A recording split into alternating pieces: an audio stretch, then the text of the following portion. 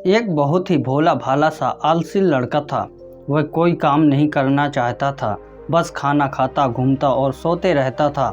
एक दिन उसे किसी ने बताया कि एक आश्रम है जहाँ पर कुछ नहीं करना पड़ता है और हर दिन 2 समय का खाना और नाश्ता मिलता है। तुम वहाँ जाकर रहो। उस आलसी लड़के ने सोचा कि ये तो बहुत अच्छी बात है और वह उस आश्रम में जाकर रहने को सोचा।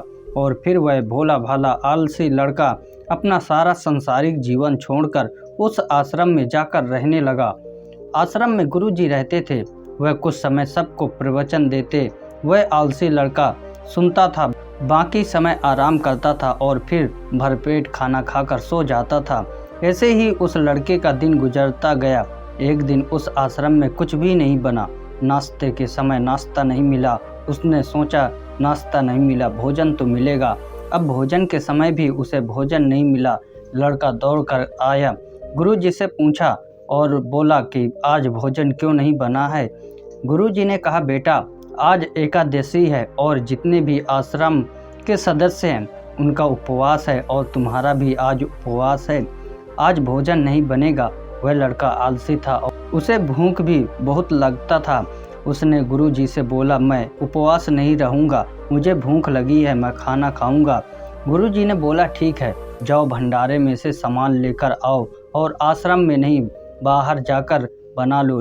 लेकिन यह बात याद रखना, भोजन बनाने के बाद सबसे पहले भोग भगवान को लगाना और फिर तुम प्रसाद पाना। वह लड़का बोला, ठीक है, और फिर अनाज लेकर नदी की ओर पहुंचा। भोजन पकाने लगा, तैयार हुआ। उसके बाद कहने लगा कि भगवान श्री राम आइए, पधारिए, भोग लगाइए। अब जब उसे लगा कि भगवान तो नहीं आ रहे हैं तो फिर कहने लगा कि मुझे मालूम है आपको तो अच्छा खाना खाने की आदत है, मैं बना नहीं पाया और मुझे अच्छा भोजन बनाने आता भी नहीं है, लेकिन जो भी रूखा सूखा बना है आकर खा लीजिए। भगवान श्री राम उसकी सरलता पर बहुत ही प्रसन्न हुए और उस लड़के को दर्शन दे दिए।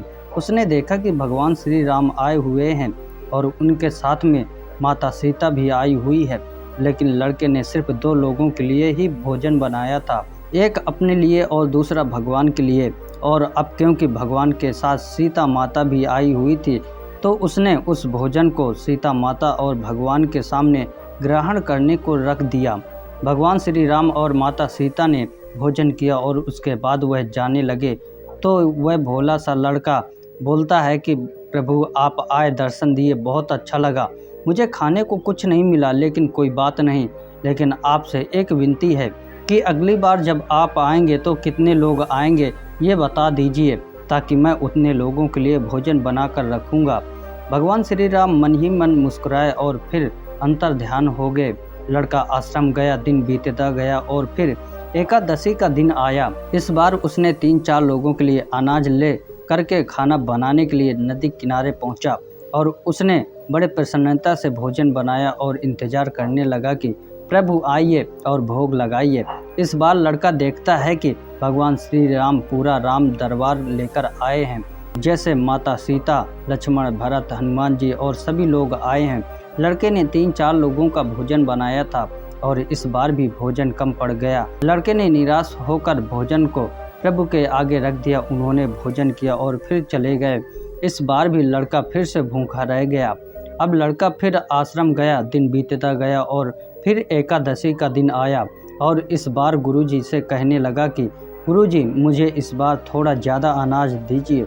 गुरुजी सोचने लगे कि यह इतना सारा अनाज क्या करता है, कहीं इसे बेचता तो नहीं है। फिर उन्होंने कहा कि ठीक है, भूख से परेशान रहता है। लड़के ने कहा, नहीं गुरुजी, मैं भूख से परेशान नहीं रहता हूँ, प्रभु के साथ बहुत लोग आते हैं, उनको भी तो भोजन कराना पड़ता है। गुरुजी को लगा कि लड़का पागल हो गया है, लेकिन गुरुजी ने सोचा कि चलो एक बार चलकर देखते ही हैं लड़का इस अनाज का क्या करता है। वह भोला सा लड़का अनाज ले जाकर नदी किनारे पहुंचा और इस बार भोजन बनाया नहीं। उसने सोचा कि हर बार ज़्यादा लोगों को लेकर प्रभु आते हैं, इस बार वह जितने भी लोग आएंगे खुद बनाकर भोग लगा लेंगे और फिर प्रेम से प्रभु को बुलाने लगा। गुरुजी ये सब छुपकर देख रहे थे कि ये भोजन तो बनाया नहीं और प्रभु को बुला रहा है, लेकिन लड़के ने देखा कि इस बार प्रभु के साथ बहुत से लोग आए हुए हैं तो उसने प्रभु के सामने हाथ जोड़ कर के कहा, हे प्रभु मुझे माफ़ करना, आप बहुत सारे लोग आते हो, मुझे संख्या पता नहीं होती है, मेरी हिम्मत भी नहीं होती है कि इतने सारे लोगों के लिए भोजन बनाऊं। आप स्वयं आइए, बनाइए, खाइए और भोग लगाइए। प्रभु मुस्कुराते हैं और अपने साथ आए सभी लोगों के साथ मिलकर भोजन बनाते हैं। गुरुजी ये सब छुपकर देख रहे होते हैं और फिर लड़के के पास आकर कहते हैं कि ये तुम क्या कर रहे हो। लड़का कहता है कि गुरुजी आपको दिख नहीं रहा कि भगवान श्री राम पधार चुके हैं, माँ सीता आई हुई है, हनुमान जी आए हुए हैं और भी सभी लोग आए हुए हैं, भोजन बन रहा है। गुरुजी ने बोला कि पागल हो गया है, मुझे तो कोई दिख नहीं रहा है। लड़का गुस्सा हो गया और बोला प्रभु आप ये क्या कर रहे हो, एक तो मुझे भूखा रखा और गुरुजी को दर्शन नहीं दे रहे हो, जो मुझे पागल समझ रहे हैं, कृपया करके गुरुजी को दिख जाओ।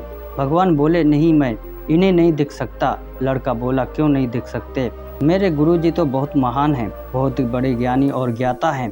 भगवान बोले हाँ ज्ञानी और ज्ञाता होंगे, लेकिन तुम्हारी तरह सरल नहीं है। जो सरलता तुम में है वो तुम्हारे गुरुजी में नहीं है। लड़के ने ये बात गुरुजी से कह दी कि भगवान श्री राम कह रहे हैं कि आप में सरलता नहीं है, आप मेरी तरह सरल नहीं है, इसलिए आपको नहीं दिख सकते हैं। गुरुजी की आंखें नम हो गई और रोने लगे और बोले बिल्कुल सही कहा, मेरे अंदर तुम्हारे जितना सरल नहीं हूँ। और फिर माफ़ी मांगने लगे। फिर भगवान ने गुरुजी को भी दर्शन दिए। ये कहानी हमें सिखाती है कि जीवन में सरलता सबसे आवश्यक है। जितने सरल बने रहेंगे उतना जीवन में आगे बढ़ते चले जाएंगे। जब आप सरल होते हैं तो आप खुद भी मुस्कुराते हैं और दूसरों को मुस्कुराने की वजह भी देते हैं।